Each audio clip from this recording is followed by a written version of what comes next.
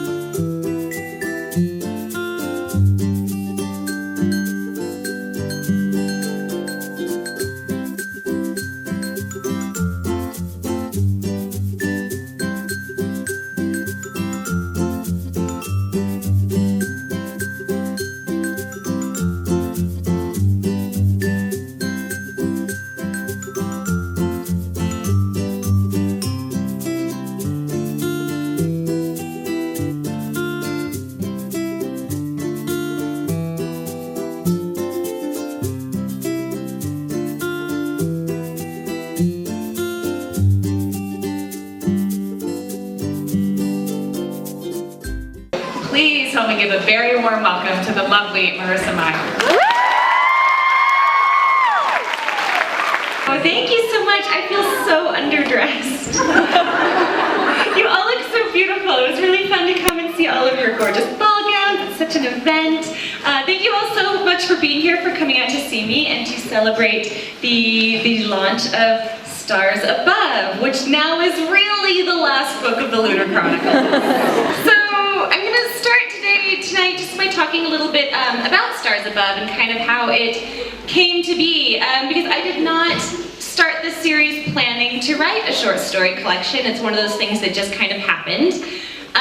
Back in 2011, when we were getting ready to release Cinder, Cinder was of course my first book, so back then nobody had heard of me, and my publisher was very, they wanted people to read the book, and they wanted to get people excited about the book.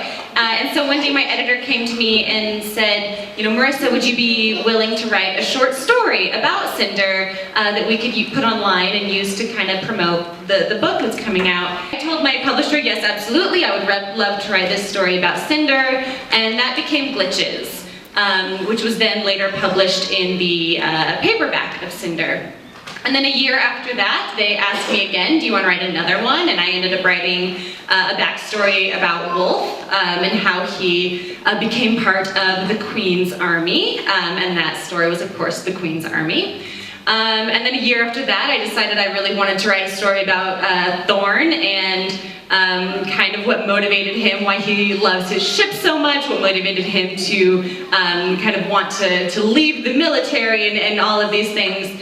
And so I ended up writing Carswell's Thorn to Being Lucky. But particularly, for some reason, everyone really wanted a Little Mermaid retelling. It kept coming up over and over again. That was by far the most requested one that I got.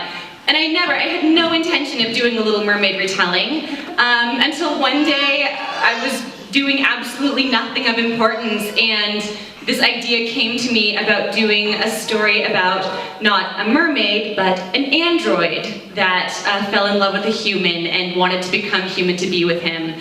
And that would become the little android. We're getting ready to release Winter, and things are going really well. And one day my publisher had the great idea that they would love to take these 4 stories that I've written and put them together into a collection. And they asked me if I would write one more story to be included in the collection.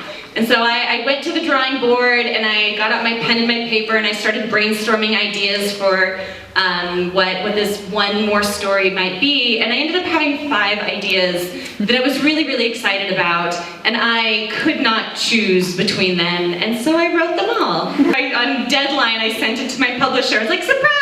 This is how I roll. Part of it was that at this point, you know, having lived with this world and these characters for close to 8 years now, I've really come to feel like all of the characters of the Lunar Chronicles are some of my closest friends, and I love them dearly, and I feel like I know them very intimately, and I know so much about their past and what's kind of made them, brought them to the point where we meet them in the stories. I really wanted each of them to have a moment to shine. And so I thought it was important to give each of them at least a little bit of focus in one of the short stories. Part for me, writing the epilogue, it was kind of like writing fan fiction for my own books. It was 100% wish fulfillment. I just really wanted to write something that took place after Winter, and it was happy and had some kissing in it. And I really wanted a happily ever after. They're fairy tales. It was kind of a fun opportunity to show the characters in a little bit, you know, normal of a setting. They're not starting wars, they're not starting revolutions, they're not running for their life.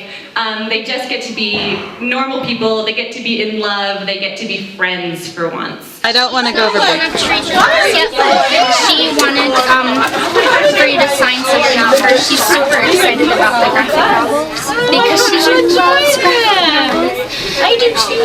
I figured you did since I do have a question for you.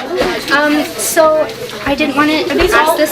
Yeah, those are also Sarah. I didn't want to ask this in front of everybody because of spoilers, but I felt like at the end of Winter there was kind of a Beauty and the Beast thing going on with Scarlet. Did you do that on purpose, or I did not do it on purpose, but I think that their storyline has kind of had a Beauty and the Beast theme to it from the beginning, and so it wasn't really intentional, but then I think with me just being personalized melody or so into the world of fairy tales, that was really influenced. These are just signatures? I absolutely loved it. Beauty and the Beast is my favorite fairy tale. Oh, good. I loved that there was kind of that element into it. Well, I'm glad. I'm glad you liked it. Thank you so much. Thank you. Okay, can we take a picture?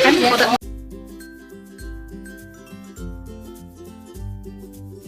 Hey guys, so I'm in the line at Chick-fil-A drive-thru now. I have finished meeting Marissa Meyer and it was so much fun. She was just so awesome. I loved hearing her talk about The Little Mermaid, and I had never heard the original story of The Little Mermaid, so that was super cool. She was so super friendly. It was just such a great time, and what made it even more fun was getting to go with my friend Nadine. I've never been to an author signing event like that with another book nerd like myself. Usually I have to go alone or I have to find somebody to drag along with me, but now the line is moving. Now that I have actually stopped my car and I'm putting Chick-fil-A sauce on my sandwich because they don't actually put it on the sandwich, they have to have it on the side, I just wanted to say thank you to Nadine who helped film while I was asking Marissa Meyer a question. That was super kind of her. She made it so much fun. Like I said, Marissa Meyer, she was awesome. It was such a great experience. So neat to be able to go with my friend who has also read the books. And like I said, you should read Nadine's book because she is awesome and she's amazing. I hope that you guys enjoyed this little kind of a vloggy experience of me meeting Marissa Meyer. If you have any questions for me in the comments below, anything about the book signing, or if you've never been to a book signing and you're interested in going to an event but you're not really sure how you're going to be, is it nervous to talk to an author, anything you have like that for me, I'd love to answer your questions if I can. Let's chat it up in the comments below, and until next time, happy reading. How long are you planning on writing? Forever. The question was, how long do I plan on writing? No, really, I don't feel like writing is the sort of thing that you retire from. I know, like, when J.K. Rowling's new adult novels started coming out, my husband made some comment like, doesn't she have enough money? And I was like, you don't get it. Like, you don't write for the money. You write because you love it, because you can't stop. And so I don't imagine that I'll ever stop, you know, until I can't, until I die. At least that would stop me.